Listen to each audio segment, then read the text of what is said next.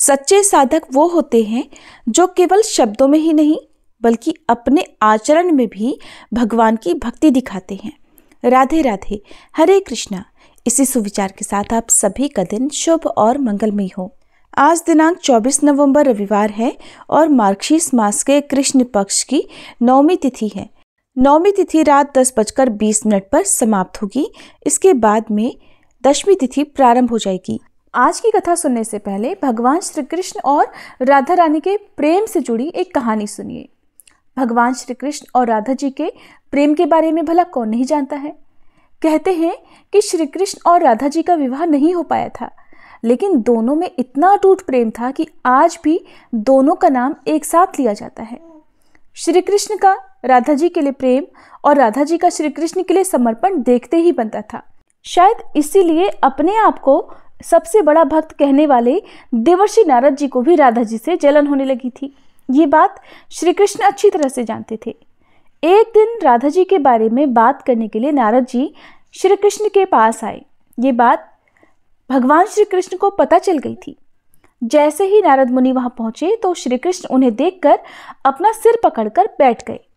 नारद मुनि ने बहुत ही आदर के साथ श्री कृष्ण से पूछा, क्या हुआ प्रभु, आप ऐसे अपना सिर को पकड़कर क्यों बैठे हुए हैं? तब श्री कृष्ण कहने लगे, हे नारद जी, मेरा सिर दर्द कर रहा है। नारद मुनि ने पूछा, प्रभु इसको दूर करने का उपाय क्या है, बताइए। तब श्री कृष्ण कहने लगे कि अगर मैं अपने सबसे बड़े भक्त का चरणामृत पी लूं तो मेरा सिर दर्द ठीक हो सकता है।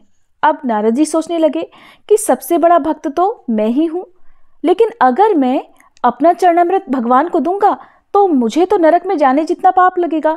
मैं प्रभु को अपना चरणामृत नहीं दे सकता। कुछ देर सोचने के बाद उनके मन में राधा जी का विचार आया और सोचने लगे कि लोग राधा जी को भी तो श्री कृष्ण का सबसे बड़ा भक्त मानते हैं, इसलिए क्यों ना उनके पास जाकर पूछा जाए। ऐसा सोचकर वे राधा जी के पास गए और उन्हें सारी बात बता दी। राधा जी ने जैसे ही सुना कि श्री कृष्ण के सिर में दर्द हो रहा है तो वह तुरंत ही एक बर्तन में अपने पैर धोकर चरणामृत को नारद मुनि को देते हुए कहने लगी, हे मुनिराज, मुझे नहीं पता कि मैं उनकी कितनी बड़ी भक्त हूँ, लेकिन मुझे ये पता है कि श्री कृष्ण को अपना चरणामृत देने में मुझे नरक में जाने जितना पाप लगेगा और मुझे नरक जितनी यातना सहन भी करनी पड़ेगी। मुनिवर, वो सब मैं सहन कर सकती हूँ, लेकिन अपने स्वामी को पीड़ा में नहीं देख सकती। आप ये चरणामृत ले जाकर उन्हें दे दीजिए। राधा जी की बात सुनकर अब देवर्षि नारद का सारा घमंड चूर चूर हो गया और उन्हें पता चल गया कि राधा जी ही सबसे बड़ी भक्त हैं और श्री कृष्ण ने ये लीला मुझे समझाने के लिए ही रची थी। जब नारद मुनि राधा जी के पास से वापस आ रहे थे तब उनके मुख से केवल राधा जी के नाम की ही धुन सुनाई दे रही थी। जब वे श्री कृष्ण के पास पहुंचे तब देखा कि श्री कृष्ण तो उन्हें देखकर केवल मुस्कुराए जा रहे हैं और नारद मुनि ने भी सारी बात को समझकर उन्हें प्रणाम करते हुए कहा, राधे राधे। अब सुनिए भगवान विष्णु के नर और नारायण अवतार की कथा। भगवान ब्रह्मा जी के पुत्र धर्म की पत्नी रुचि के माध्यम से श्री हरि विष्णु ने नर और नारायण नाम के 2 ऋषियों के रूप में अवतार लिया। जन्म लेते ही वे बद्री वन में तपस्या करने के लिए चले गए।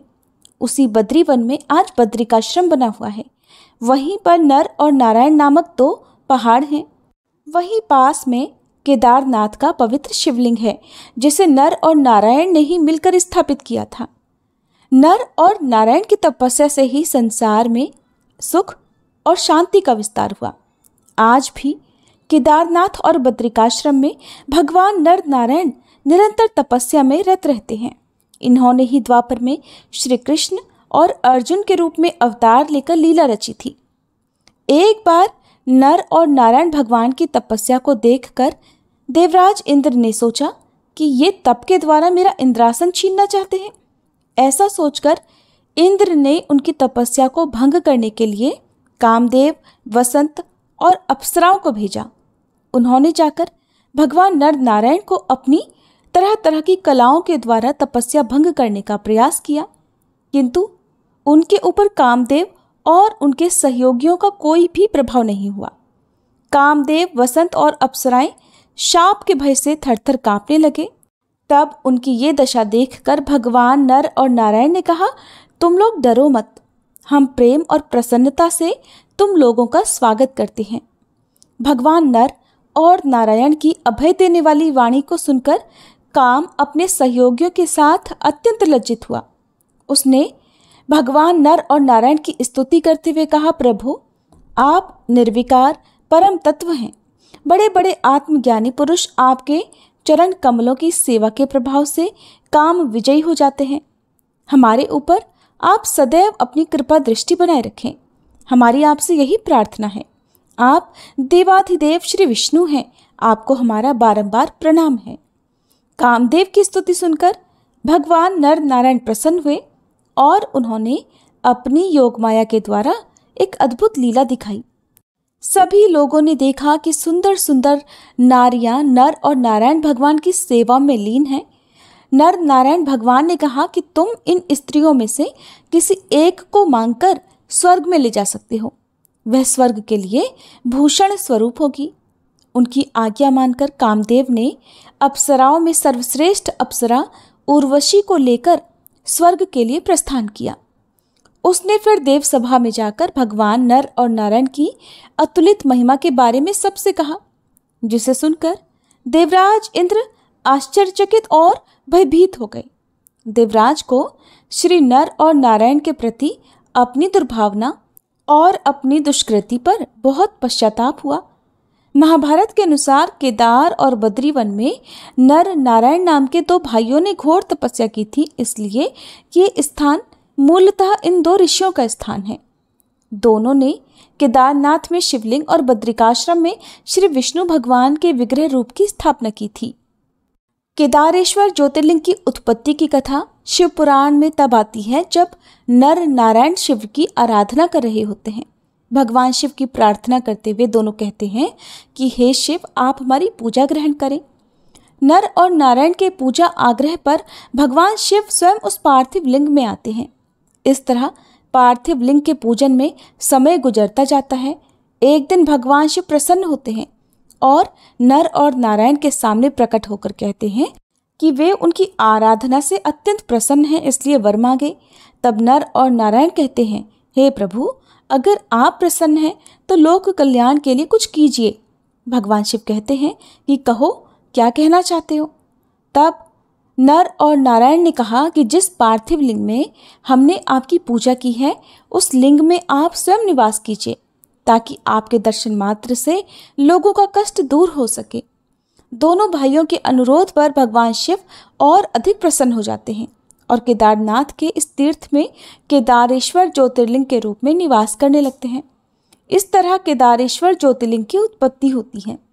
महाभारत के अनुसार पाप से मुक्त होने के बाद केदारेश्वर में स्थित ज्योतिर्लिंग के आसपास मंदिर का निर्माण पांडवों ने अपने हाथ से किया था। बाद में इसका निर्माण दोबारा शंकराचार्य आदि ने करवाया था। इसके बाद राजा भोज ने यहाँ पर दिव्य मंदिर का निर्माण कराया था। ये थी अक्षय तृतीया के दिन सुनी जाने वाली भगवान नर और नारायण की कथा। अब सुनिए मार्गशीर्ष मास महात्म्य का आज का अध्याय। मुनि नारायण देवर्षि नारद से कहते हैं कि संपूर्ण गोलोक का दर्शन करके उन तीनों देवताओं के मन में बड़ा हर्ष हुआ। फिर वे श्री राधा के प्रधान द्वार पर आए। उस द्वार का निर्माण उत्तम रत्नों और मणियों से हुआ था। वहां पर 2 वेदिकाएं थी। हल्दी के रंग की उत्तम मणि से, जिसमें हीरे का भी मिश्रण था, बनाए गए श्रेष्ठ रत्न मणि निर्मित किवाड़ उस द्वार की शोभा बढ़ाते थे। देवताओं ने देखा कि उस द्वार पर रक्षा के लिए परम उत्तम वीर भानु की नियुक्ति हुई है। वे रत्नों के बने हुए सिंहासन पर बैठे हुए हैं, पीतांबर पहने हुए हैं और रत्नमय आभूषणों से विभूषित हैं। तरह तरह के चित्रों से सजा हुआ उस अद्भुत और विचित्र द्वार की रक्षा करते हुए द्वारपाल वीर भानु के पास जाकर देवताओं ने प्रसन्नता पूर्वक अपना सारा अभिप्राय निवेदन किया। तब द्वारपाल ने निशंक होकर उन देवेश्वरों से कहा, हे देवगणों, मैं इस समय आज्ञा लिए बिना आप लोगों को भीतर नहीं जाने दूंगा। मुने ऐसा कहकर द्वारपाल ने श्री कृष्ण के स्थान पर सेवकों को भेजा और फिर उनकी आज्ञा पाकर देवताओं को अंदर जाने की अनुमति दी। उससे पूछकर वे तीनों देवता दूसरे उत्तम द्वार पर गए, जो पहले से अधिक विचित्र, सुंदर और मनोहर था। नारद उस द्वार पर नियुक्त हुए चंद्रभानु नामक द्वारपाल दिखाई दिए, जिनकी अवस्था किशोर थी। शरीर की कांति सुंदर और श्यामल थी। वे सोने का बेत हाथ में लेकर रत्नमय आभूषणों से विभूषित होकर रत्नमय सिंहासन पर ही विराजमान थे। 5 लाख गोपों का समूह उनकी शोभा बढ़ा रहा था। उनसे पूछकर देवता लोग तीसरे उत्तम द्वार पर गए, जो दूसरे से भी अधिक सुंदर, विचित्र और मणियों के तेज से प्रकाशित था। हे नारद, वहां द्वार की रक्षा में नियुक्त सूर्य भानु नामक द्वारपाल दिखाई दिए, जो 2 भुजाओं से युक्त मुरलीधारी किशोर श्याम और सुंदर थे। फिर उनसे पूछकर देवता लोग चौथे द्वार पर गए, जो उन सभी द्वारों से विलक्षण, रमणीय और मणियों की दिव्य दीप्ति से बड़ा सुसज्जित दिखाई दे रहा था। अद्भुत और विचित्र रत्न समूहों से जटित होने के कारण उस द्वार की सुंदरता और भी अधिक बढ़ गई थी। और उस द्वार की रक्षा करने के लिए ब्रजराज वसुभानु नियुक्त थे। देवता लोग उनसे मिले। वे भी किशोर अवस्था के सुंदर और श्रेष्ठ पुरुष थे। हाथ में मणिमय दंड लिए हुए थे। रमणीय आभूषणों से विभूषित होकर रत्न सिंहासन पर बैठे हुए थे। पके हुए बिंब फल के समान लाल होठ और मंद मंद मुस्कान से वो अत्यंत मनोहर दिखाई देते थे। देवता लोग उनसे पूछकर फिर 5वें द्वार पर गए। वह हीरे की दीवारों पर अंकित विचित्र चित्रों से अत्यंत प्रकाशमान दिखाई देता था। वहां देवभानु नामक द्वारपाल मिले, जो कि रत्नमय आभूषण धारण करके ही मनोहर सिंहासन पर आसीन थे। इस प्रकार एक एक करके 10 द्वार तक वे सभी देवतागण गए। फिर 11वें द्वार पर जब वे गए तो वह द्वार अत्यंत विचित्र और अद्भुत था। वहां सुंदर चित्र अंकित थे और उस द्वार के द्वारपाल थे ब्रजराज श्रीदामा, जिन्हें राधिका जी अपने पुत्र के समान ही मानती थी। वे पीतांबर से विभूषित थे। बहुमूल्य रत्नों द्वारा रचित रम्य सिंहासन पर आसीन थे। उनका रूप बड़ा ही मनोहर था। वे अपने कपोलों के योग्य कानों में उत्तम रत्नमय कुंडल धारण करके प्रकाशित हो रहे थे। करोड़ों गोपों से घिरे होने के कारण राजाधिराज से भी अधिक उनकी शोभा होती थी। फिर उनकी अनुमति लेकर देवता लोग प्रसन्नता पूर्वक 12वें द्वार पर गए, जहां की बहुमूल्य रत्नों की बनी हुई बहुत सी वेदिकाएं प्रकाशित हो रही थी। वह विचित्र द्वार सबके लिए दुर्लभ, अदृश्य और अश्रुत था। उन्होंने कभी उस द्वार के बारे में सुना तक नहीं था। देवताओं ने देखा कि 12वें द्वार की रक्षा में सुंदरी गोपांगनाएं नियुक्त हुई हैं और वे सब की सब रूप यौवन से संपन्न, रत्न आभूषणों से विभूषित, पीतांबर धारिणी और बंधे हुए केश कलाप के भार से सुशोभित थी। वे चंदन, अगुरु, कस्तूरी और कुमकुम के द्रव्य से अपना श्रृंगार किए हुए थी। वहां 100 कोटि गोपियों में एक श्रेष्ठ गोपी थी, जो कि श्री हरि को भी परम प्रिय थी। उन करोड़ों गोपिकाओं को देखकर देवताओं को बड़ा विस्मय हुआ। मुने, उन सब गोपियों से अनुमति लेकर फिर वे देवता प्रसन्नता पूर्वक दूसरे द्वार पर गए। इस तरह क्रमशः 3 द्वारों पर उन्होंने देखा श्रेष्ठ और अत्यंत मनोहर गोपांगनाएं उसकी रक्षा कर रही थी। वे सुंदरियों में भी सुंदरी, रमणीया, मान्या और शोभाशालिनी हैं। सब की सब सौभाग्य में बढ़ चढ़ी और श्री राधिका जी की प्रिया हैं। इस प्रकार वे तीनों द्वार स्वप्नकालिक अनुभव के समान अद्भुत और अवर्णनीय थे। उन सबको देखकर और उन गोपांगनाओं से बात करके आश्चर्यचकित हुए वे तीनों देवेश्वर फिर 16वें मनोहर द्वार पर गए, जो कि श्री राधिका जी के अंतःपुर का द्वार था। वे सब द्वारों में प्रधान और केवल गोपांगनाओं द्वारा ही रक्षा के योग्य था। उस द्वार पर केवल गोपांगनाओं की ही नियुक्ति थी। श्री राधा जी की जो 33 समवयस्का सखियां थीं, वे ही इस द्वार का संरक्षण करती थीं, अर्थात रक्षा किया करती थीं। द्वार पर खड़े हुए देवताओं ने उन सब को देखा। वह द्वार श्रेष्ठ रत्न निर्मित मणिरत्नों की वेदिकाओं से सुशोभित था। इंद्रनील मणि के बहुत से खंभे उसकी शोभा बढ़ा रहे थे। उनके बीचों बीच सिंदूरी रंग की लाल मणियां जड़ी हुई थी और उस द्वार को पारिजात पुष्पों की मालाओं से सजाया गया था। उन्हें छूकर बहने वाली हवा वहां चारों ओर सुगंध फैला रही थी। राधिका जी के उस परम आश्चर्यमय अंतःपुर के द्वार का अवलोकन करके, अर्थात उस द्वार को देखकर देवताओं के मन में श्री कृष्ण चरणारविंदों के दर्शन की इच्छा जाग उठी। उन्होंने उन सखियों से पूछकर शीघ्र ही द्वार के भीतर प्रवेश किया। प्रवेश करते ही उन सभी के शरीरों में रोमांच हो आया। भक्ति के उद्वेग से उनकी आंखें भर आई थी। उनके मुख और कंधे कुछ कुछ झुक गए थे। अब देवताओं ने श्री राधिका जी के उस श्रेष्ठ अंतःपुर को बड़ी निकटता से देखा, एकदम पास से देखा। नारद, करोड़ों रत्नमय कलश और रत्न निर्मित पात्र वहां पर सजाकर रखे गए थे, जो बहुमूल्य होने के साथ ही बहुत सुंदर थे। उनसे उस दरबार की बड़ी शोभा हो रही थी। तरह तरह के वाद्यों की मधुर ध्वनि वहां गूंज रही थी। वीणा के स्वर यंत्रों के साथ ही गोपियों का सुमधुर संगीत भी सुनाई पड़ता था। ऐसे अंतःपुर को देखकर वे देवता विस्मय से विमुग्ध हो उठे। उन्होंने वहां मधुर गीत सुना और उत्तम नृत्य भी देखा। वे सब देवता वहां स्थिर भाव से खड़े हो गए। उन सब का मन ध्यान में लीन हो रहा था। उन देवेश्वरों को वहां रमणीय रत्न सिंहासन दिखाई दिया, जो 100 धनुषों के बराबर बड़ा था। वह सब ओर से मंडलाकार दिखाई देता था। श्रेष्ठ रत्नों के बने हुए छोटे छोटे कलश समूह में जुड़े हुए थे। करोड़ों सूर्यों के समान वह प्रकाशमान हो रहा था। उस तेज स्वरूप को देखकर वे देवता ध्यान मगन हो गए और भक्तिभाव से मस्तक और कंधे झुकाकर बड़ी श्रद्धा के साथ उसको प्रणाम करने लगे। उस समय परमानंद की प्राप्ति से उनकी आंखों में आंसू भर आए। सारे अंग पुलकित हो गए और ऐसे जान पड़ते थे मानो उनकी सारी इच्छाएं, सारी मनोरथ पूर्ण हो गए हों। उन तेजस स्वरूप परमेश्वर को प्रणाम करके वे तीनों देवेश्वर उठकर खड़े हो गए और उन्हीं का ध्यान करते हुए उस तेज के सामने गए। ध्यान करते करते जगत सृष्टा ब्रह्मा जी के दोनों हाथ जुड़ गए और उन्होंने शिव जी को दाहिने और धर्म को बाएं कर लिया। फिर भक्ति के उद्वेग से अपने मन को ध्यान मगन करके उन परात्मा गुणातीत परमात्मा जगदीश्वर श्री कृष्ण की स्तुति करने लगे।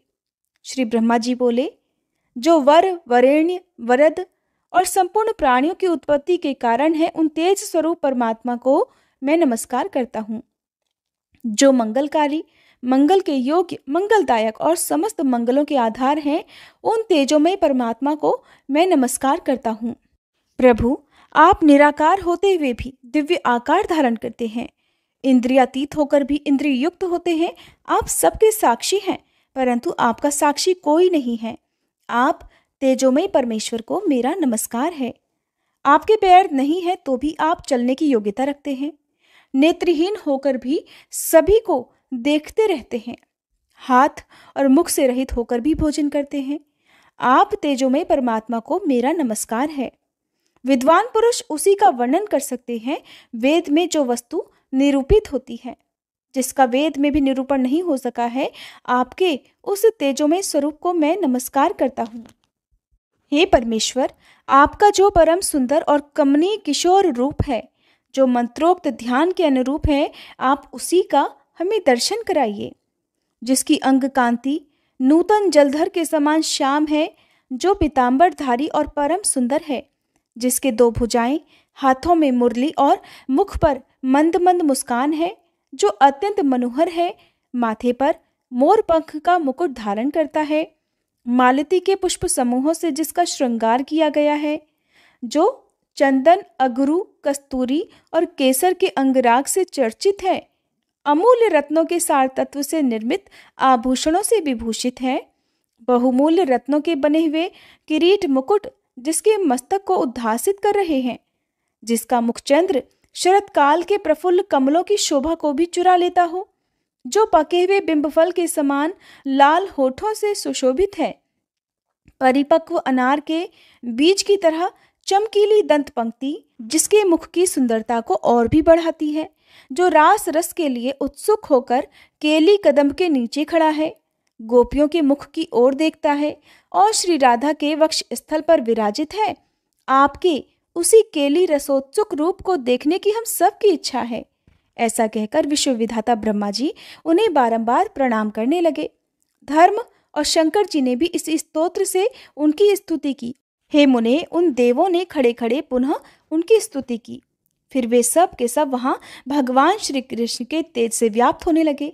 धर्म, शिवजी और ब्रह्मा जी के द्वारा किए गए इस स्तवन को जो प्रतिदिन श्री हरि की पूजा काल में भक्ति पूर्वक पढ़ता है या सुनता है, वह उनकी अत्यंत दुर्लभ और दृढ़ भक्ति प्राप्त कर लेता है। देवता, असुर और मुनिंद्र को श्री हरि का दास दुर्लभ है, परंतु इस स्तोत्र का पाठ या श्रवण करने वाला उसे बड़ी आसानी से पा लेता है। वह संपूर्ण सौभाग्य और आरोग्य लाभ करता है। उसके यश से सारा जगत पूर्ण हो जाता है। वह इस लोक में पुत्र, विद्या, स्थिर लक्ष्मी, साध्वी, सुशीला पतिव्रता पत्नी, सुस्थिर संतान और चिरकाल स्थायिनी कीर्ति प्राप्त कर लेता है और अंत में उसे श्री कृष्ण के निकट स्थान प्राप्त हो जाता है। हरे कृष्णा। आज का अध्याय समाप्त हुआ।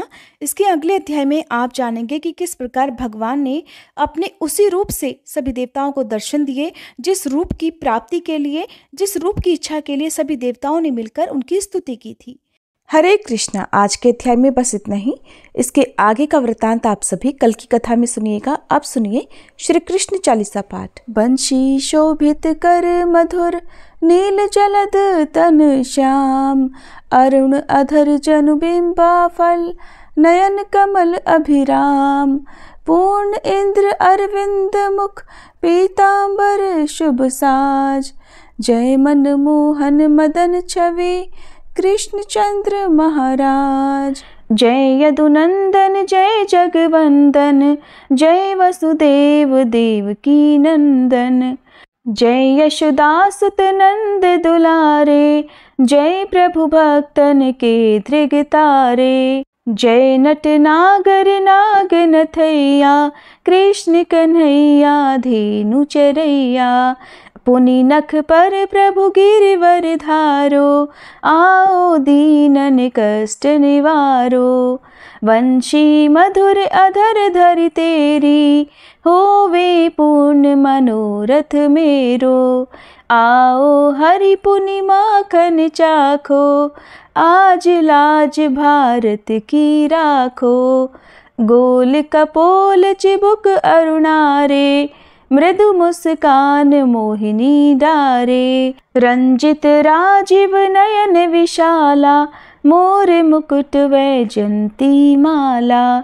कुंडल श्रवण पीत पट आछे, कटी किंकणिका छन काछे, नील जलज सुंदर तन सोहे, छवि लखि सुर नर मुनि मन मोहे, मस्तक तिलक अलक घुंघराले, आओ कृष्ण बांसुरी वाले, करी पय पान पूत नहीं तार्यो, अका बका कागा सुर मार्यो, मधुवन जलत अग्नि जब ज्वाला, भय शीतल लखित ही नंद लाला, सुरपति जब ब्रज चढ़ियो रिसाई, मसूर धार वारी वर्षाई, लगत लगत ब्रज चहन बहायो, गोवर्धन नख धारी बचायो, लखिय सुदा मन भ्रम अधिकाई, मुख मह 14 भुवन दिखाई, दुष्ट कंस अति उधम मचायो,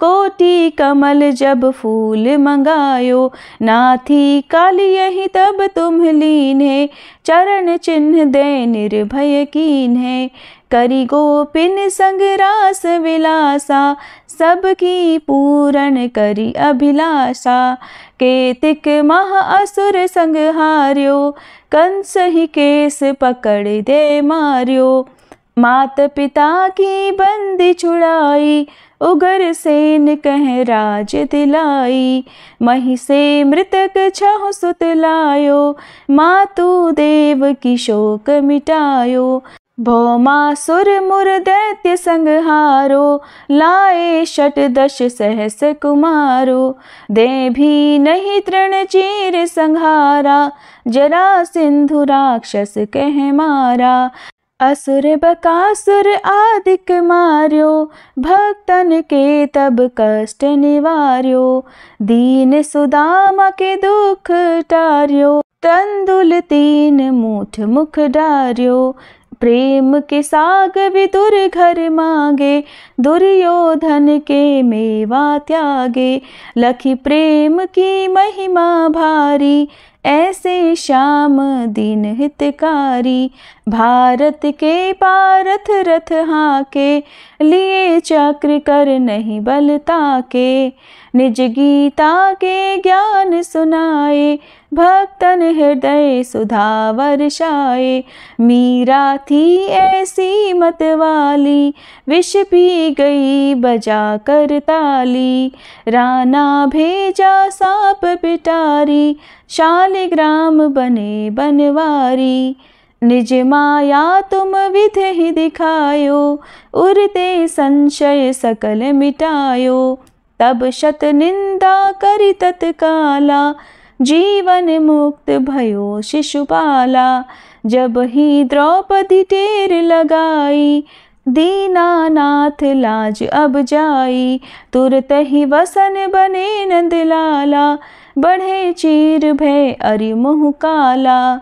असनाथ के नाथ कन्हैया, डूबत भंवर बचावत नैया। सुंदर दास आस उरधारी, दया दृष्टि की जय बनवारी। नाथ सकल मम कुमति निवारो, क्षमहु बेगी अपराध हमारो।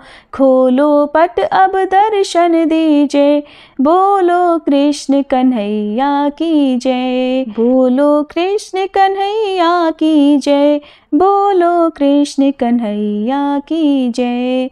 ये चालीसा कृष्ण का पाठ करे उरधारी, अष्ट सिद्धि नवनिधि फल लहे पदार्थ चारी। बोलो श्री कृष्ण भगवान की जय।